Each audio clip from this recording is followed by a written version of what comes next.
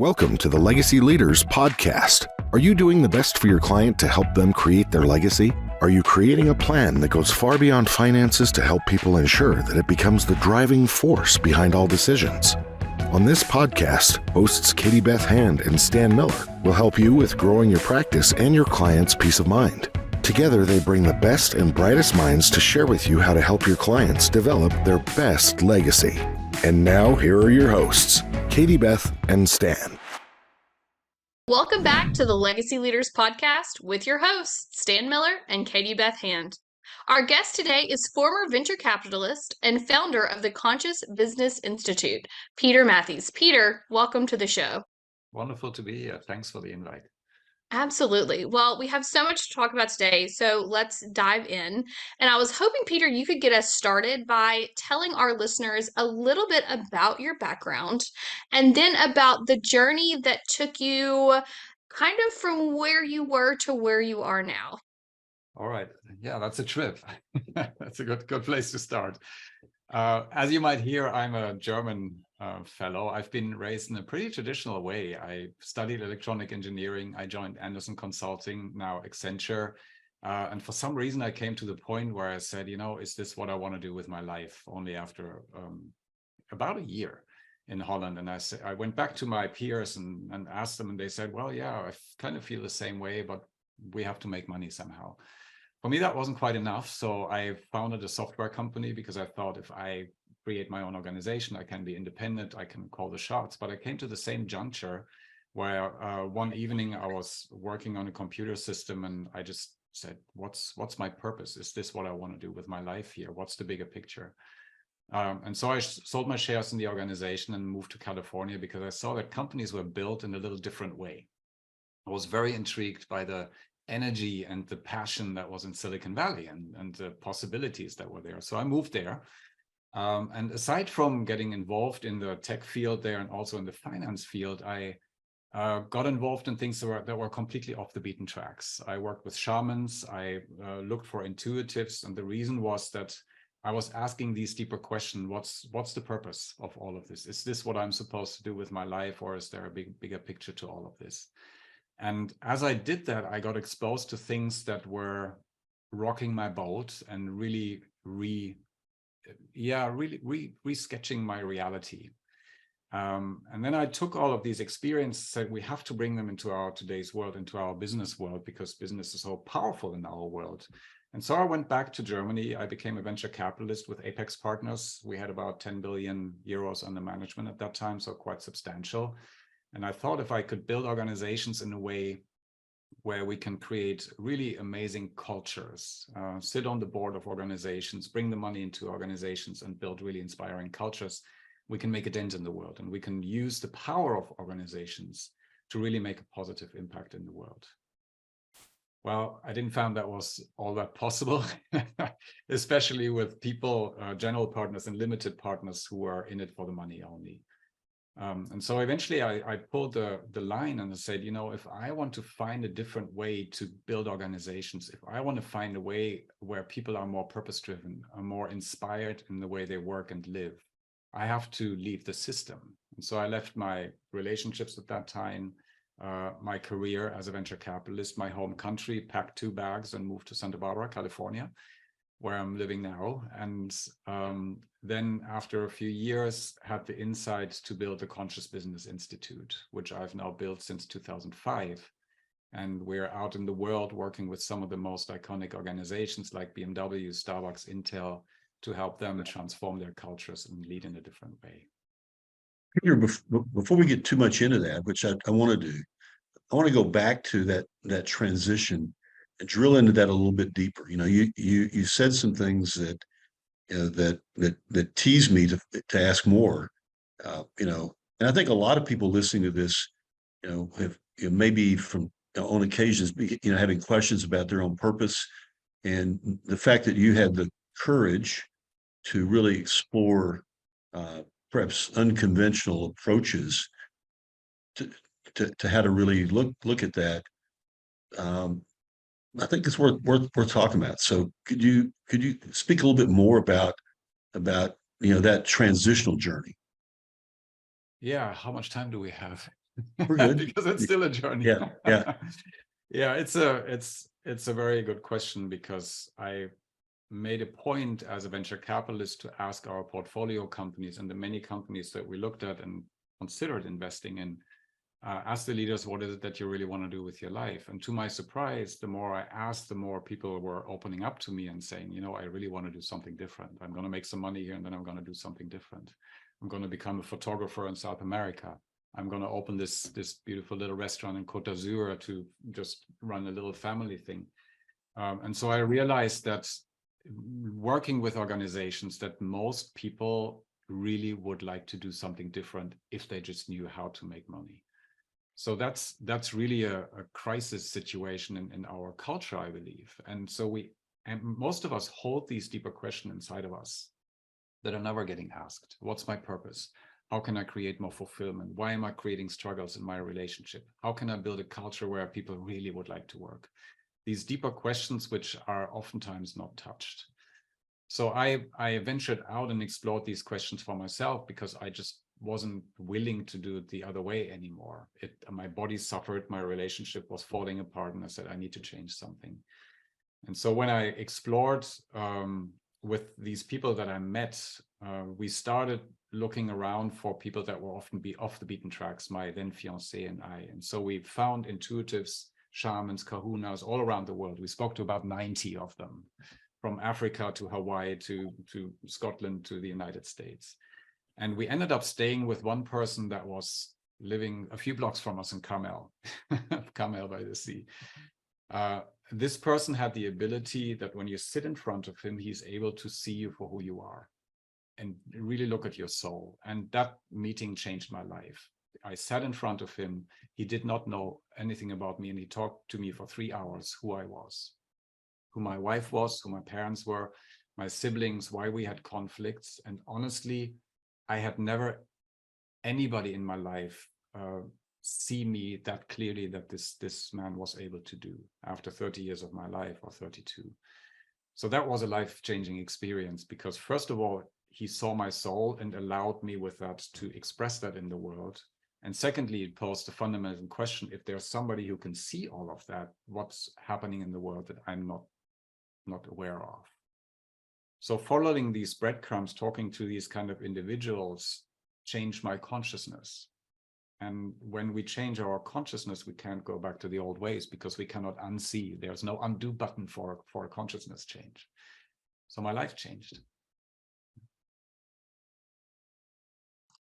That's quite a story. And I think there are a lot of people that would love to have that kind of experience and don't know how to do it, don't know what steps to take to put themselves in a position where that could happen.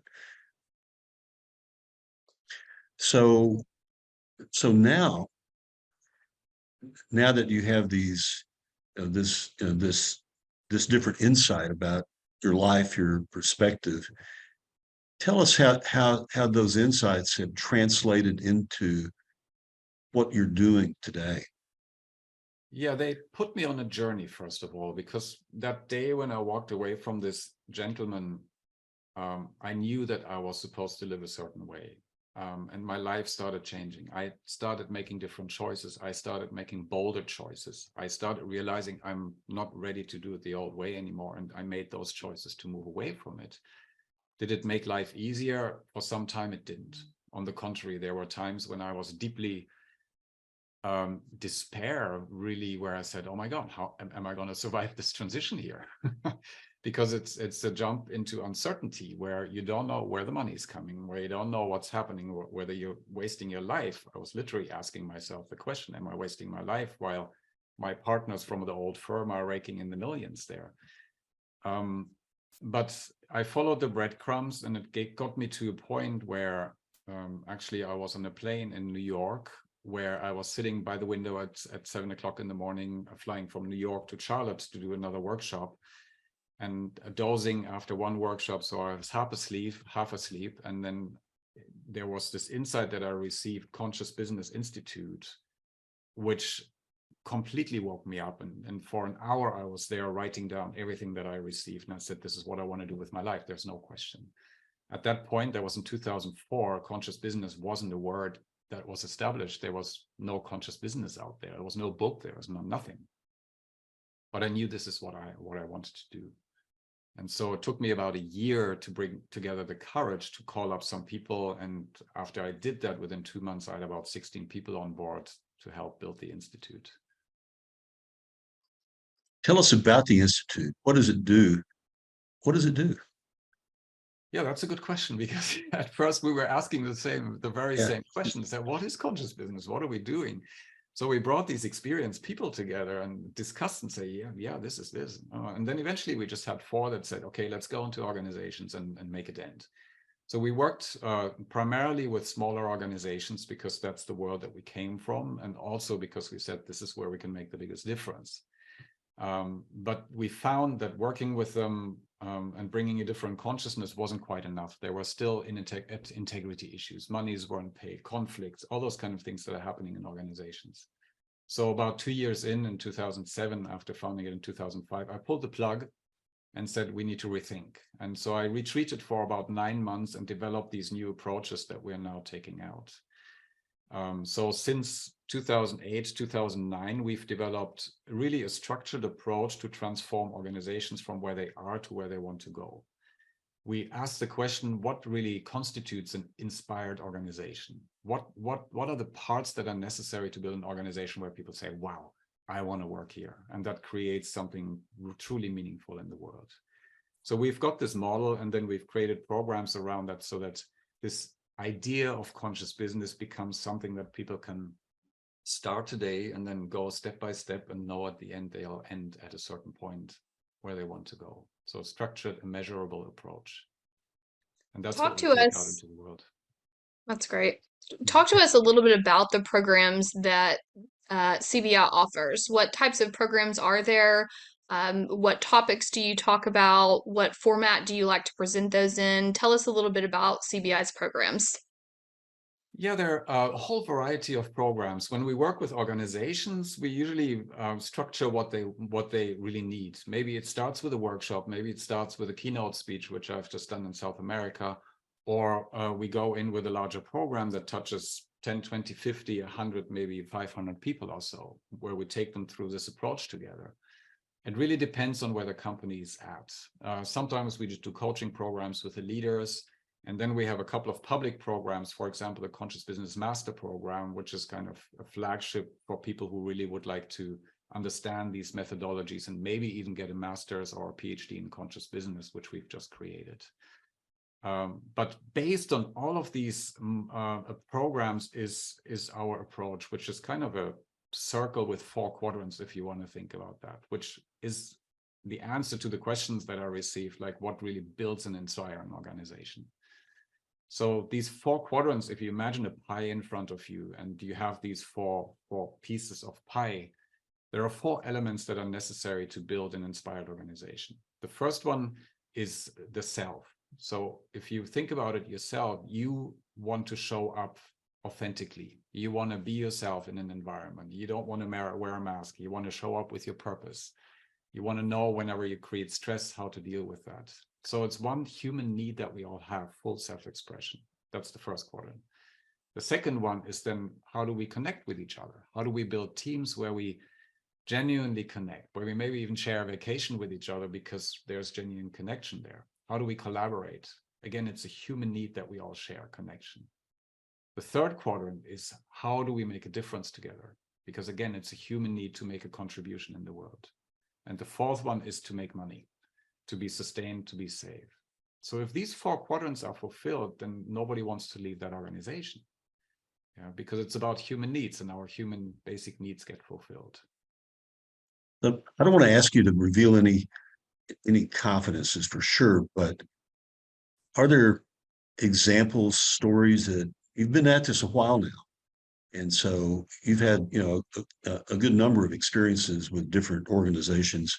Yeah. Could you share some stories about how you've played a role in helping that organization implement these 4 things that you're talking about, and then what was the outcome? What was the result of that you could share with us? Yeah, I can share a couple of stories. One is with a leader at a large semiconductor company at about 3,000 people. And he was just going through our coaching program. So on a very individual basis, we led him through these 4 quadrants, and then about his personality, about his leadership, we talked about that. And so after the program, he said this was the most life-changing experience that I've ever had. It's incredible. And so when he brought this into the organization, he was needing to report to the board about his budget and all these kind of things. And so usually these board meetings can be pretty gnarly, and they take your budget apart and like, how do you break it down? He was in and out in 10 minutes, and the board said, like, how did you not just fulfill our budget, but actually, I mean, you did better, you spent less money, you made more money. How did you do that? And he attributed that to our programs because he found a different way to lead, where people are pulling the train instead of him doing everything as a leader. So there's one impact working on an individual leader, and now he takes other people in the organization through the same program. Another example is an organization of about 450 people, which is a subsidiary of a large automotive company. And the leader said, we want to bring these approaches in. So we worked with the board, with her 7 top leaders, and leading them through 3 workshops, helping them understand and think in a different way. And then we worked with the middle management, about the 50 people, with webinars, 3 months approach. And then we took about 80 people of the entire organization through a 12 months program of the whole structured program that we had. And at the end of the program, I mean, they were all in tears. They were just standing there and said, my God, we're a family. We want to create something cool together. And they are, you know, they're really, I think one of the biggest impacts that they stated is that everybody is a leader now. People are rolling up their sleeves. There's ownership, and everybody's just going into the same direction. But just a practical question. Well, first, let me ask, what's the profile of the kinds of organizations that you think are a really good fit for what you do? Are they, I mean, I've heard a couple stories here, but these are relatively large organizations compared to a lot of the organizations that our listeners are involved in. You know, our listeners a lot of times have their own practice with just a few employees. What's the profile of the right fit?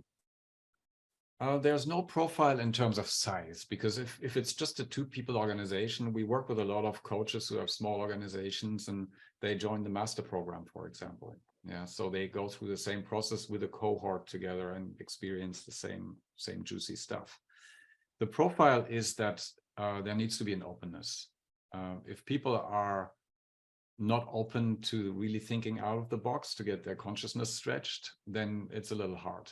Because then we're pushing water up the hill and there's resistance, and it really is not fun for anyone. So if there's an openness to explore and to really explore those deeper questions and to make space for that and take a little time for that, that's basically the only requirement, a curiosity, yeah, to see what's behind the mountain. So do you do it virtually, or do participants come to Santa Barbara and hang out with you for a weekend or a week? I mean, how does that work? Yeah, we've done that as intensives in all kinds of ways. We go to organizations. I was just in Switzerland, for example, where we went into the mountains and worked with a company of about 30 there. Yeah, so we did that. There are hybrid ways that have worked really well, in person and then online, and then in person and online. Or our master program is completely online, where we meet every 2 weeks in webinars, but in between there's online programs, etc. So either way works. Interesting. That is very interesting. So talk to us, just to change gears for a minute. You've mentioned kind of the journey that has led you here into the founding of CBI, but you also mentioned before we started the podcast today that it's a journey that you're still on. So tell us about that and how that impacts the continuing journey. What's that like, and how does that impact what you do with CBI? Yeah, that's a good question. I have to issue a little warning sign here. We're ready. You know, we want to explore new dimensions in our life. We all have that urge as human beings. And when we embark on this journey of expanding our consciousness, it's an infinite journey. It's an infinite game. There's no end point where we say, I'm conscious now. right? Because there's always more exploration, and anybody who says who's conscious is not conscious. So I would never want to say that. So I find myself on this journey, and every day I'm asking myself new questions, and it's not that all the challenges are gone. I'm just expanding into different areas and new questions arise. Yeah. So it's a commitment to be on this journey, because once we do, we get the backpacks to carry, and so it's something that we need to commit to doing. Yeah. Love that. That's great. Okay, here's another deep thought question for you. I'm hitting you with all the zingers today, Peter. Go for Okay, it. through the work, the experiences that you've had, the journey that you're on, and then the work that you're doing through CBI and really interacting with all of these people in their lives, what is it that you hope your legacy will be? Honestly, I'm not thinking about legacy. I'm thinking about impact. And the reason is because legacy, for me, in the word, there's a me annotation to it, like that I'm important and I want to leave something important. And I feel that our world is at a point where much of the me has caused problems in our sustainability in the world when it's all about me. So I'm really thinking more about impact. What's the us? How can we create a world that works for all? Because if we don't do that, then we can't build good organizations. We can't build a sustainable environment and happy families, really. So my question is really, what's the impact that I can make here, and how is that best done? Yeah, and to me, when I look at the world, to a hammer, everything looks like a nail. So there's probably no surprise here. But I believe that moving our consciousness to a different level is required if we want to tackle any of these challenges out there in the world, whether it's wars, whether it's climate change, whether it's political divides, all these kind of things. There's one consciousness thing, one level of thinking. If that is changed, there's a resolution there. So that's the avenue that I'm taking. I love the power of the we, not me mentality. So I agree with you 100% there. Love that. Mhm. Stan, I know you have more questions. What I can see them forming. What questions No, do you have, Peter? no, I'm not sure. I'm not sure that's right. I think I'm just, I'm intrigued by, you know, I mean, when I hear you describing this, I'm really intrigued by, what sort of impact people who go through this program, what impact it has, on, for example, relationships with, the people they work with, relationships, personal relationships. I'm sure it's both, right? Yeah. Yes, it is. And I came to realize that really the quality of our life is directly proportional to the quality of our relationships.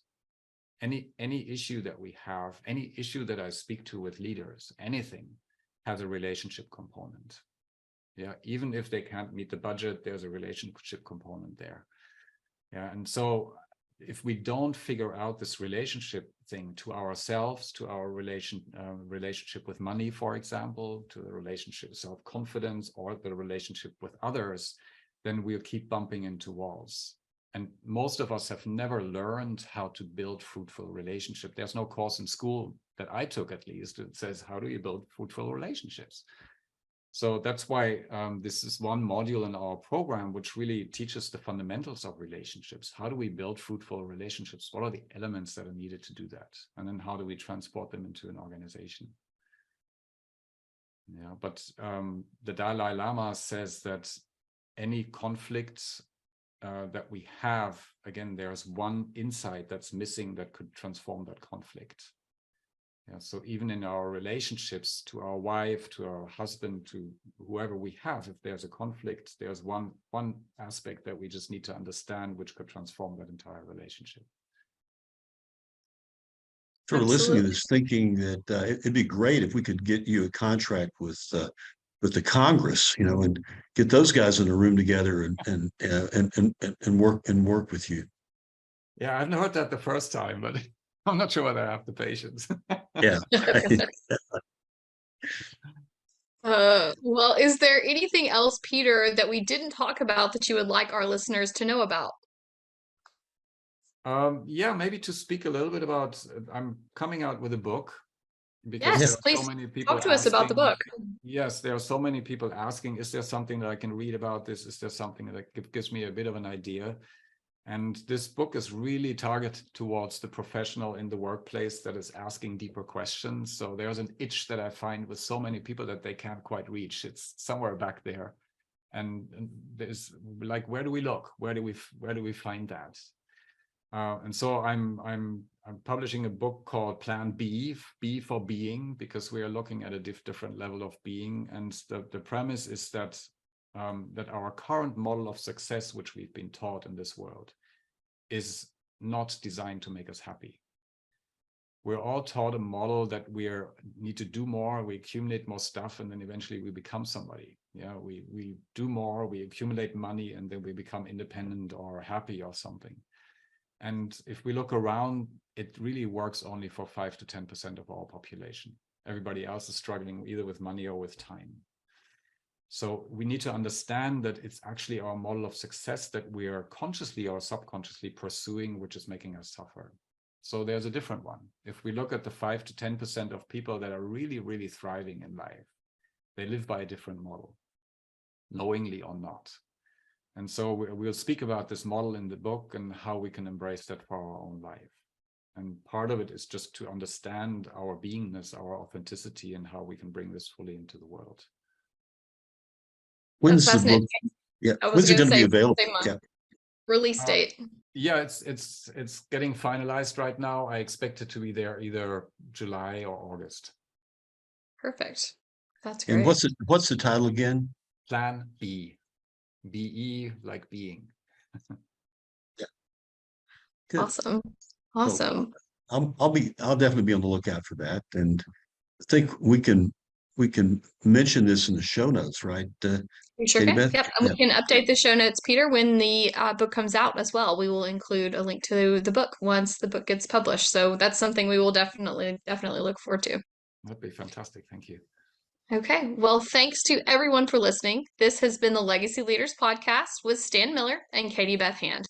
Our guest today was Peter Matthies. And for more information on Peter, his book, Plan B, and the work that he does, visit consciousbusinessinstitute.com.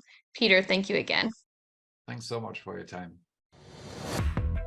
You've been listening to the Legacy Leaders Podcast with Katie Beth Hand and Stan Miller.